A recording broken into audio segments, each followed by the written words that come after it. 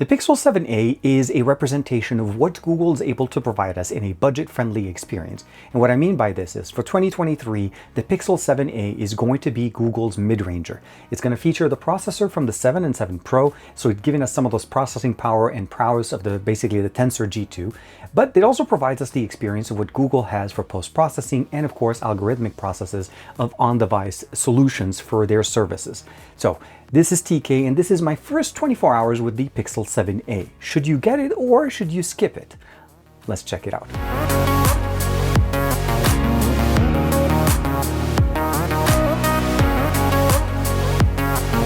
Like and subscribe, and make sure you hit that bell icon so that you're always notified to whenever we have new videos on the channel. So here it is, the Pixel 7a. Overall, I decided to go with the ocean color, or the sea ocean color. There's a few other options available.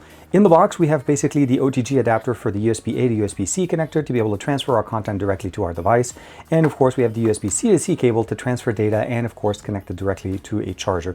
There is no charger in the box. I think this is something that they're continuing from last year with the Pixel 6a. SIM removal tool present right there and some documentation, but otherwise you're pretty much set. The phone is there and it's ready to go. Now, the Pixel 6a was last year's first generation device that went away from the original design of the Pixel 5. And what I mean by this is that here's the Pixel 5a from basically a couple of years ago, where we had the fingerprint sensor on the back, and of course we still had a headphone jack.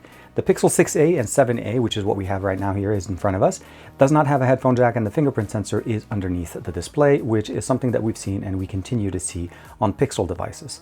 The launcher that we have, obviously, and all the experience that we have in here is pretty much at its core a tailored experience from the 7 and 7 Pro to fit the price point that we have here. As far as the display and what we have in here, this is a 1080p resolution, 90 Hz refresh rate, so faster refresh rate than 60 Hz that we had last year. We have eSIM support, as you'll notice right there, with Airalo, my application, present in there. It's again, I mentioned 1080p resolution, a beautiful 6.1-inch display. There's no headphone jack, but the colorway does definitely carry all throughout the device. So the ocean color, or the light blue that we have in here, let's go and turn off the display, carries over even down to the Google emblem on the back. This is a plastic cover here. This is not glass, but it actually looks almost the same as the Pixel 7 and 7 Pro, which is really, really nice. The bump on the back is very minimalistic, housing 2 camera sensors in the back, a dual tone LED flash on the side. On the right side, we have a power button and a volume rocker, same presence as the way we see them with other Pixels. On the top, we have one of the microphones supporting the camera, and on the bottom, of course, we have the bottom firing speaker as well as one of the additional microphones and the USB-C port. The display, very nice, very smooth. Everything runs the way you'd expect it. Now, this is not running the same amount of RAM as, let's say, a Pixel 7 or 7 Pro, but with the experience the way this is, I think 8 gigs of RAM is definitely more than enough for Google's implementation of Android. The front-facing camera is a 13 megapixel camera. This is something that we've carried from before, capable of shooting 4K 30 frames per second. On the back sensor here, the main sensor is going to be the primary new one, the 64 megapixel camera sensor, capable of shooting 4K 60 frames per second. And of course, we have the ultra-wide 13 megapixel camera. So this is just the two sensors that we have, an ultra-wide and a main sensor, with the ability of going to 2x digital zoom on the primary sensor when we're shooting content from it. Again, as I mentioned to you guys, as far as storage here, we have 128 gigs of internal storage with 8 gigabytes of RAM, and it is UFS 3.1. No video out on the USB-C port, and of course, we have a Bluetooth connectivity, 5G connectivity. It's unlocked in the version that I have, although from what I understand, there should be carrier versions released not that long after this. As far as configuration, running Android 13 out of the box, and of course you're able to customize and use basically all the different configuration that you have in there. I logged in with my account. I am currently using an eSIM. This is why there is no phone number present on either SIM slot 1 or SIM slot 2, because the eSIM that I have is primarily a data-only eSIM running on Airalo. And what I mean by this is if I turn off my internet here, so I'll turn off Wi-Fi, I'll let it go up to you guys. You'll notice it does say here roaming on T-Mobile, and that's primarily because I am using an eSIM here, and this is where the service kind of runs. But otherwise, it runs just normally like any other device. When I did run a speed test, as you'd imagine, being that it is an eSIM, should be pretty straightforward. I got about 75 down or 76 down, and of course about 7 or 6.5 to up to 7 up. It is capable of connecting up to 5G with the correct service, so I'm not really worried about it overall. The main benefit I would probably say is that this is running the same processor that we see on the Pixel 7 and the Pixel 7 Pro. So what I mean essentially is this is the Pixel 7. You can see a much bigger device, a much bigger bump on the back because the camera sensors are different. But the experience at its core, it is going to be basically a Pixel. And even though this is more of a budget-friendly version of this device, it's still going to go toe-to-toe with some of the other options on the market right now. Now, before we go too far, as I mentioned to you guys, the battery size here is a 4,385 milliampere battery. We do have wireless charging. It's not going to be the fastest wireless charging, but it is going to be good enough for us to be able to top it off in case we have it on a charger. So definitely one of the big improvements that we had over last year's generation where we did not have wireless charging. Now, we don't have reverse wireless charging, but that's also another thing you have to keep in mind with the way that Google was able to tailor this device to make it more budget friendly. Some corners were cut. It is a flat display, definitely very nice depending on your experience there. And of course, the customizations, everything in there, Material U is present in there. You can customize it, go in and do all of that. Android, as I mentioned, you guys, is installed here, Android 13. Scroll down, all the customizations, set up everything here, notifications, battery, so on.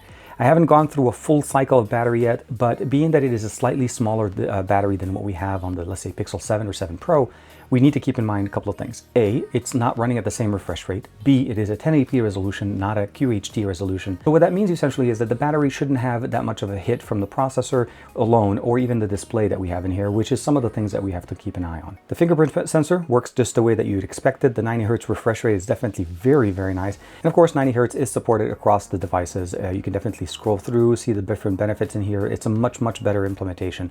And one thing to keep in mind, going from 60 to 90 Hz, that 50% increase in boost performance is definitely more noticeable than going, let's say, from 90 to 120. Just to keep in mind, basically, if you're coming from, let's say, the 6A or the 5A, this is definitely going to be a really nice approach to it.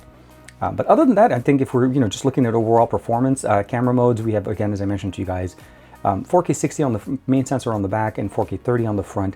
We have camera, portrait mode, long exposure, night sight, the ability of going basically into video mode, different capabilities there. Obviously, we have panorama, photosphere, and lens. Let's go ahead and take a quick sample of the front-facing and the rear-facing cameras in video on the Pixel 7a. Starting off with the main sensor on the back. Now, 4K 30 is going to be the maximum that we get here. We don't have 4K 60 as some of the other devices running the G2. But the biggest difference, of course, is that we have 4K on the front-facing camera, and as you can see, it looks absolutely fantastic. But let's go ahead and switch over to the main sensor on the back and shoot in 4K 60 frames per second. And this would be a good example of what the 4K 60 frames per second resolution is going to be on the 7a. The biggest difference, of course, is that even though this is somewhat of a mid-ranger, it's really starting to punch a little bit higher than its weight class, meaning it's getting to be a little bit more of a blurry line between the 7a and the 7. But I typically would probably say, is as my buddy would say, overall, once the 8 and the 8 Pro come out, the 7a will have a little bit more of a prominent presence there, because then it really will have that best bang for the buck mid-ranger experience that Google's driving for. Now, as you saw there, the video definitely looks really nice both on the front and on the back. The computational imagery and photography that we have from Google was not skipped at all in here. So that's one of the biggest benefits, is the ability of using all the Google services on this device. Even though this is a mid-ranger, they didn't skimp any of those. And all the new features that come out typically will come to these devices first. And it runs the same processor as the 7 and 7 Pro. So in theory, this is a flagship processor for Google in a budget device. Let's go ahead and do a quick sample of the speakers here. It is stereo speakers present on here. Go ahead and 100%. This is our favorite song, Alex Scrindo, Jumbo by NCS Release. Back it up.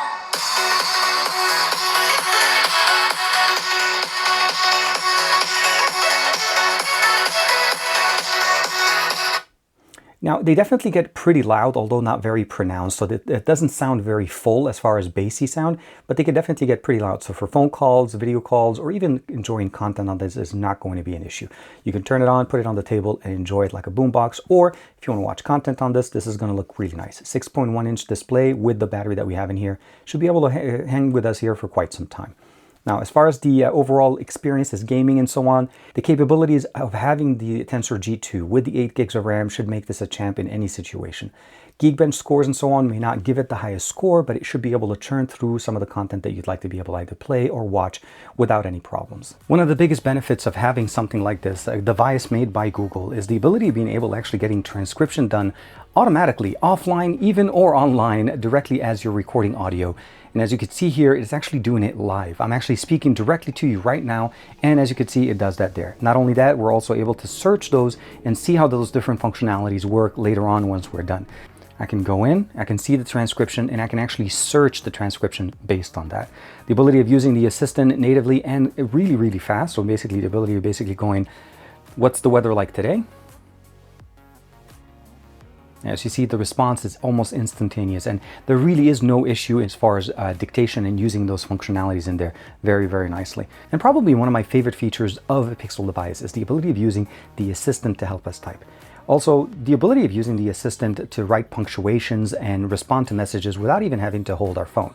Right now, I'm actually writing this using my voice, and it's actually going to go in and add dictation and punctuation depending when I'm done. And then, of course, when I'm done with the message, all I have to do, send.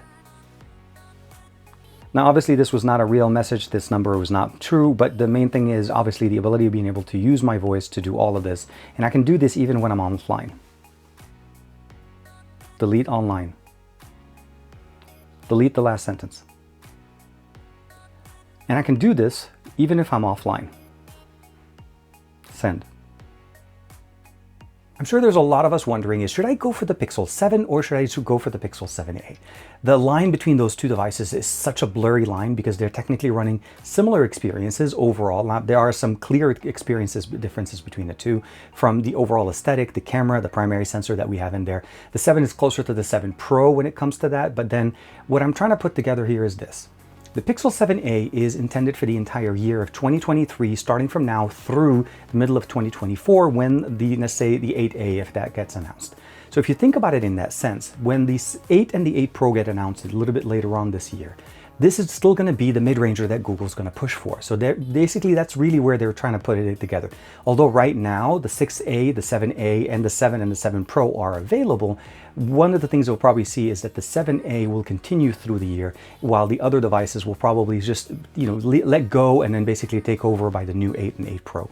So this is why I'm thinking if you're thinking of getting a mid-ranger from Google, this is definitely going to basically check the box right away for you.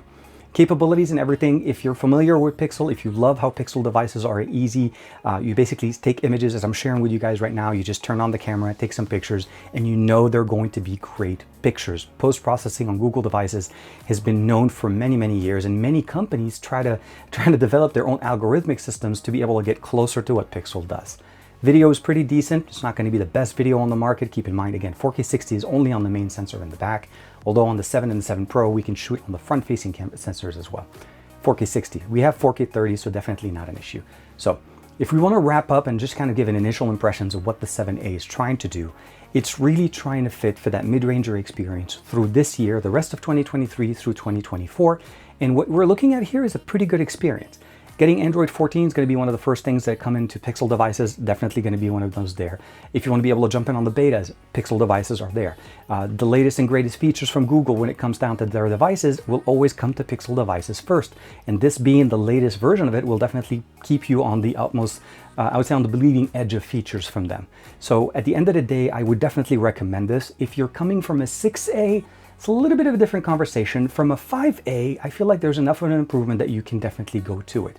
Mind you though, if you're coming from the 5a, you do need to keep in mind the fingerprint sensor is no longer on the back and the headphone jack is no longer there. So wireless connectivity, and of course, the ability of basically just using an in-display fingerprint sensor, which works really nice. And we have face unlock as well, which definitely works nicely. My hope is that you found something interesting here and that my video kind of either made it easier for you to make a decision if the Pixel 7a is a device that you'd like to look for, or maybe you want to pass on it and wait for the Pixel 8 to come out. Like and subscribe as usual. Thank you very much for the support. Of course, I'll see you in the next video.